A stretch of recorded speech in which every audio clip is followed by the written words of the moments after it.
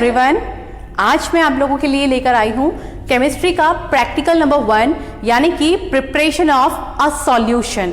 यहाँ हम लोग इस प्रिपरेशन को अलग अलग कंपोनेंट के साथ कंप्लीट करते हैं। आज हम लोग कंप्लीट करने वाले हैं ऑक्सैलिक एसिड के लिए। आगे आने वाले वीडियोस के अंदर हम लोग और कंपोनेंट्स के भी सॉल्यूशंस को फॉर्म करेंगे।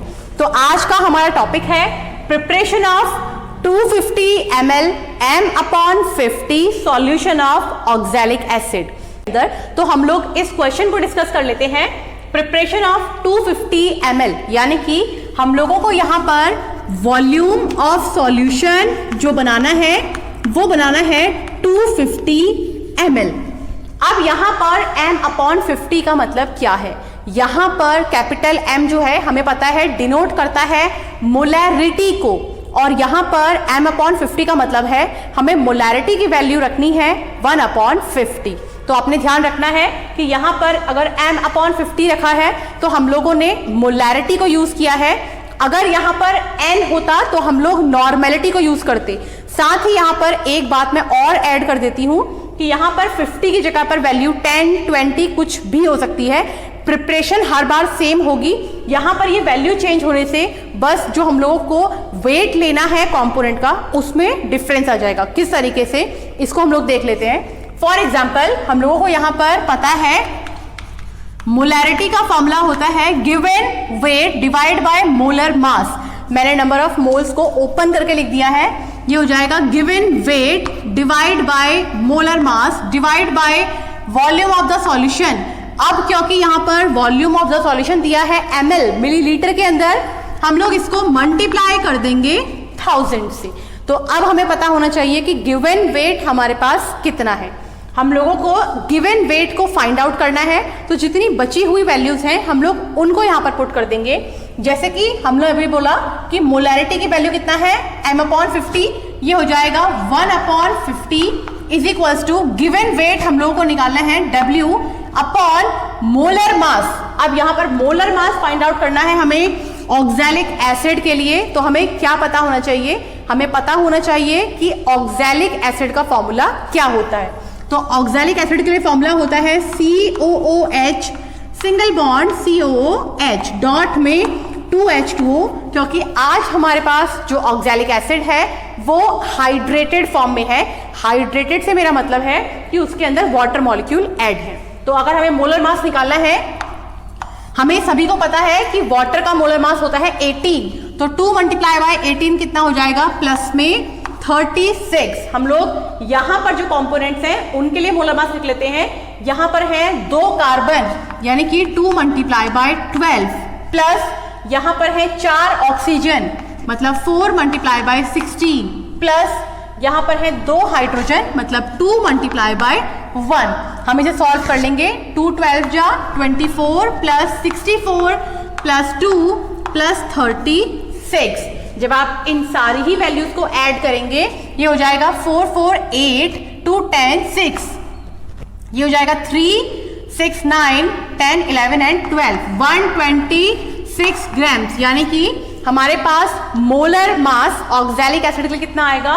126 ग्राम्स। हम लोग इसी वैल्यू को पुट करेंगे यहाँ पर। ये हो जाएगा 126 मल्टीप्लाई बाय वॉल्यूम। हमें वॉल्यूम कितना रिक्वायर्ड है? 250 ml। तो हम लोग यूज करेंगे 250 मल्टीप्लाई बाय 1000।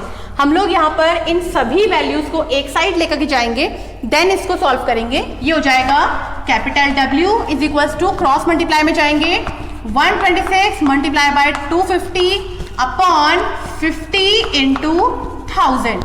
आप इन सभी वैल्यूज को सॉल्व करके देखिएगा, आपको पता लगेगा ये वैल्यू आएगी 0.63 ग्राम। यानी कि वो रिक्वायर्ड वेट ऑक्सैलिक एसिड का जिसके लिए हमें 250 ml m/50 सॉल्यूशन को फॉर्म करना है, वो वैल्यू हमारे पास कितनी आई है? 0.63 ग्राम। अब हम लोग वॉच ग्लास की हेल्प से 0.63 ग्राम एग्जैक्ट वैल्यू ऑक्सैलिक एसिड के लिए फाइंड आउट करेंगे और उसके लिए सॉल्यूशन।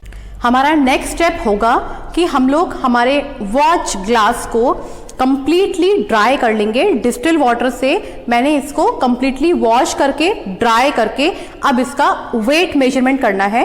क्योंकि इस वॉच ग्लास के अंदर हम लोग मेजरमेंट करने वाले हैं हमारे ऑक्सैलिक एसिड का। हम लोगों ने ऑक्सैलिक एसिड का वेट निकाला था 0.63 ग्राम्स। हम लोग उस वेट को ऐड करेंगे हमारे वॉच ग्लास के वेट में। तो आप लोगों ने क्या करना है, जो भी वेट इस वॉच ग्लास का आएगा आपने उसको कंप्लीटली मेजर करना है। तो यहां पर आप लोग देख सकते हैं, यहां पर वेट आ रहा है 53.98। हम लोग इसको कहीं पर लिख लेते हैं 53.98। और साथ में जब हम लोग नेक्स्ट टाइम वेट करेंगे हमारे वॉच ग्लास का विद ऑक्सैलिक एसिड, तो यहां पर 53.98 प्लस में होगा 0.63।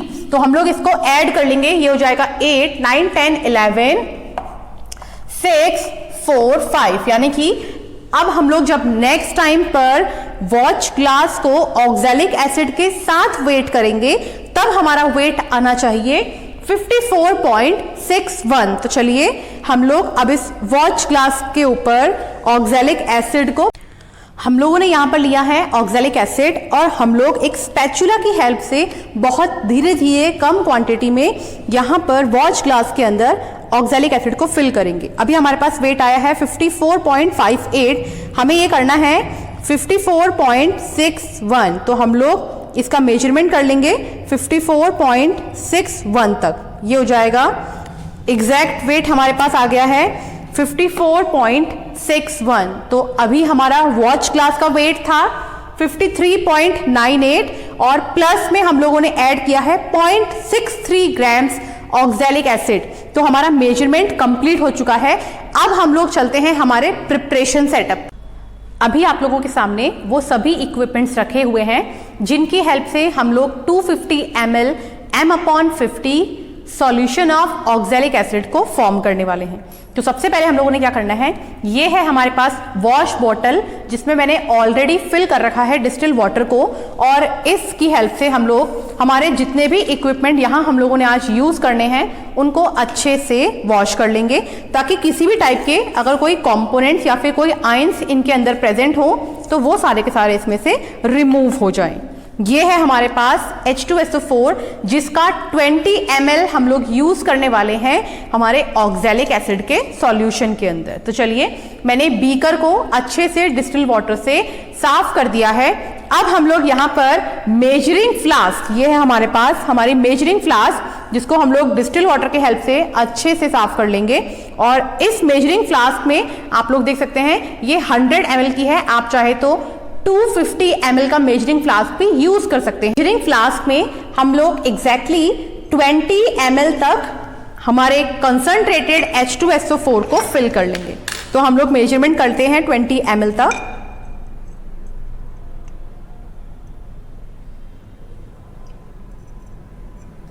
आप लोग देखेंगे यहां पर हम लोगों ने एग्जैक्टली मेजरमेंट कर लिया है 20 ml तक, और हम लोग इस एसिड को यूज करने वाले हैं हमारे प्रैक्टिकल के अंदर।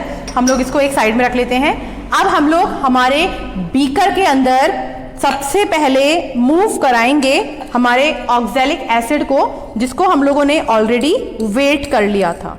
अब आपने क्या करना है, आपने देखना है कि हमारी जो वॉच ग्लास है, यहाँ इस वॉच ग्लास के अंदर आपको कुछ छोटे छोटे पार्टिकल्स जो हैं वो दिखाई देंगे, और हम लोग उन पार्टिकल्स को भी यूज करने वाले हैं हमारे बीकर के अंदर, क्योंकि हम लोगों ने एग्जैक्ट वेट किया है ऑक्सैलिक एसिड का जो कि है 54.61 with this watch glass. Otherwise weight कितना है हमारे पास 0.63 ग्राम्स।